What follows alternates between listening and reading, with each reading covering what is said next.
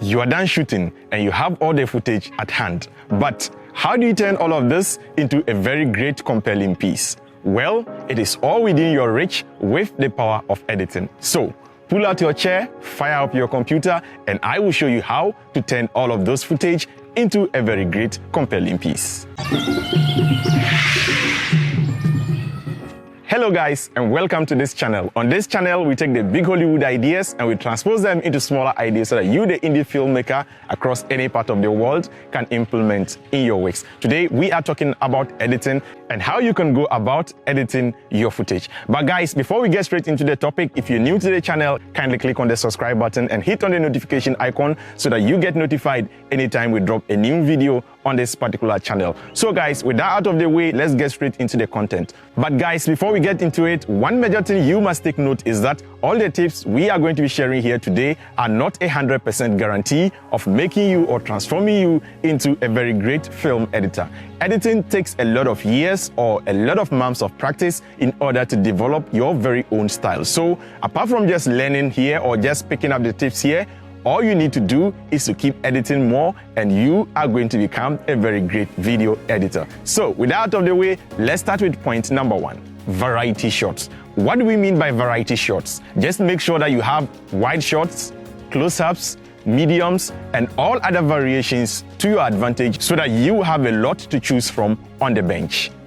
Step 2, copy or backup your footage. This is so important because I've heard stories of people leaving their card somewhere or mistakenly formatting your camera. So it is very important that once you return from set or after capturing, straight away, just make sure to copy your footage or to back up your footage. Step 3, organize your files. This is so important that you develop a folder structure to save your files. For example, I have developed my very own style of folder structure, which is by organizing my files in days once I come back from set. So it could be day one, then within day one, I'll have all the various type of cameras that I shot with. It could be a GoPro, it could be a drone, it could be another very camera on set. And just within the same folder, I'll also have audio, then I'll have Foleys, and probably also have the music that we are going to be using for the shot. Just find out what works for you, but staying organized is really, really important. So develop a folder structure for yourself and copy your footage into those folders.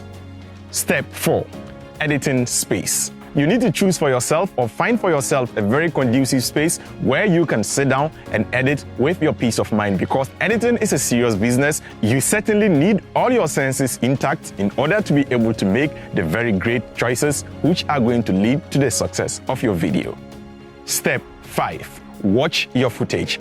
Watching your footage or familiarizing yourself with your footage is very important to the whole editing process. You need to realize that editors are like DJs, and so you have to record your first emotions with the raw videos that is going to affect you or that is going to actually influence the way you are going to be doing your cuts. And again, that gives you an idea of all the footage you have before you actually begin to cut.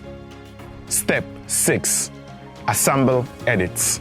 Begin cutting and arranging your footage in the formula or just exactly how you would want to tell the story. So for example, you need to cut it and make sure that it follows the terrain, how you are going to start the story from beginning to end. Step 7, refined edits. It is very important that at this stage, you start to cut out all the excesses that are in the footage. Cut out all arms and ooms and empty spaces or any other thing that makes the video to drag or that makes the video very boring. It is very important for you to know that less is always more when it comes to editing. Step 8, stylistic choices. Apply transitions and any other stylistic effect to make your video much more interesting to watch. Transitions are basically the type of effects that helps you to change from one particular scene to the other. And basically for all editing softwares, transitions usually work between two existing video files. You have to put it in the middle and stretch it to cover up within the two files, which is going to aid it to smoothly change from the first scene or from video A to video B. The most popular ones include crossfade, a slide, a whip pan, and all those other effects that are available within the editing suite that you have chosen to use to edit your video. Step 9, review your edits. It is very important that you watch your footage over and over and over again in order to abreast yourself with what is going on. Because editing for very long hours, you become so much attached to the work that at times you lose sight or you lose focus of the final goal. So it is really important that you watch over and over again. And during this review process, if something is wrong, it is definitely going to hit you hard to change that particular thing within the video. Step 10, take a break.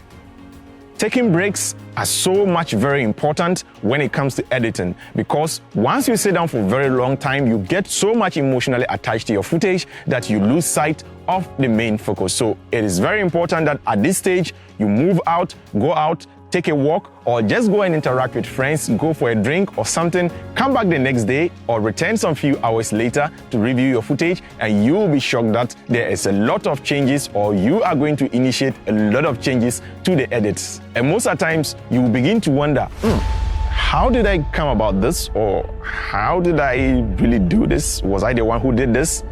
Yes. This is a reality, and almost most editors or almost every editor goes through this. So take a break, go out, come back and review the edits, and trust me, you are going to see it from a different or a whole new perspective altogether.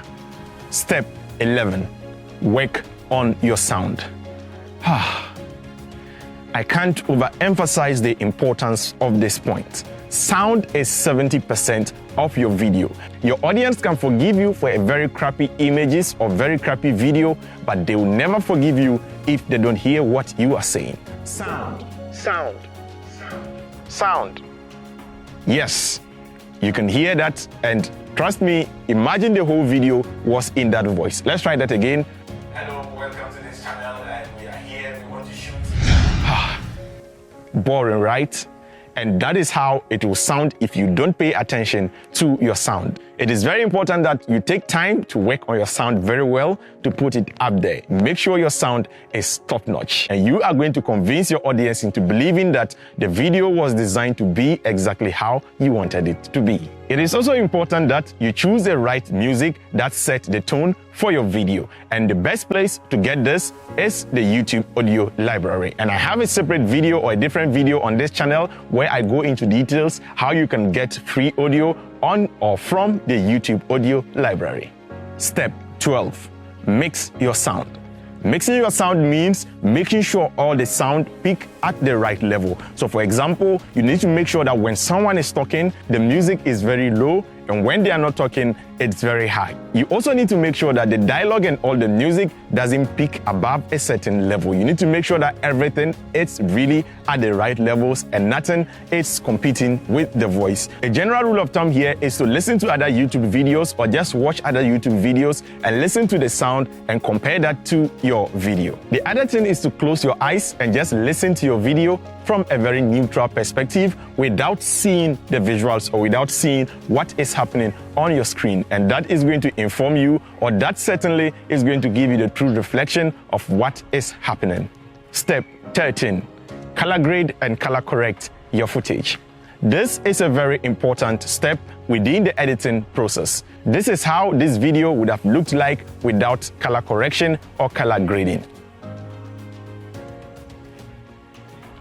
Pretty boring, right? You realize that all the greens, all the popping colors, and everything becomes very dull. And so to really get very clear images or to make the colors really pop, it is very, very important that you color grade or color correct your footage. Now, color grading and color correction are two different terms, and as you become advanced, you are going to learn the main differences between these two. Within this process, you can simply increase the saturation to make sure all the colors are popping, and also increase the contrast to make sure that blacks are blacks and whites are whites. Step 14, review your edits again. This is so important because at this point, you are almost calling the video a finished product. So it is very important that you watch it over and over and over and over again. After watching it over and over again, when you are finally convinced that you want to share or you are ready to share your work with the world, it takes us to point number 15 or step 15, which is export. Exporting is a stage where you take all the edits and turn them into a video that is ready to be consumed. And by this, you also need to make sure that you know where the footage is going. So the form of distribution or the platform where you are going to be showing your footage is very important, and that is certainly going to inform the kind of codec that you choose to render your footage in, or the kind of format that you choose to share your video in. For example, when you work with corporate organizations or when you work for different organizations, they may have specific type of formats that they want you to deliver your footage in. So the most popular one is H.264 and all the other formats that are available within the market. I have another video on this channel where I go in depth into codecs and formats which are available within Adobe Premiere Pro and how you can successfully render a video in a very higher quality. I will link it up in the description below. I'll have it within the screen here or somewhere just within the video. Just go through the channel and trust me, you are going to find that video which is going to add a lot of value, because at the end of the day,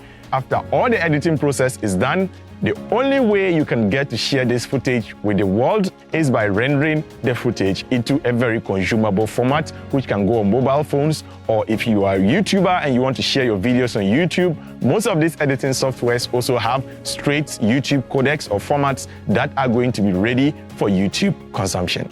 Alright guys, that is all for this video, and I hope you got a ton of information out of this particular video. If you did, kindly click on the subscribe button and hit on the notification icon if you're new to the channel. But if you also have any further questions, guys, you can link me up or hit me up on Instagram, or DM me your questions also on Instagram at OBL_Junior, and I will gladly respond to every single one of your messages. This episode was kindly supported by Pave Ghana. Until next time, guys, keep practicing filmmaking. Peace out.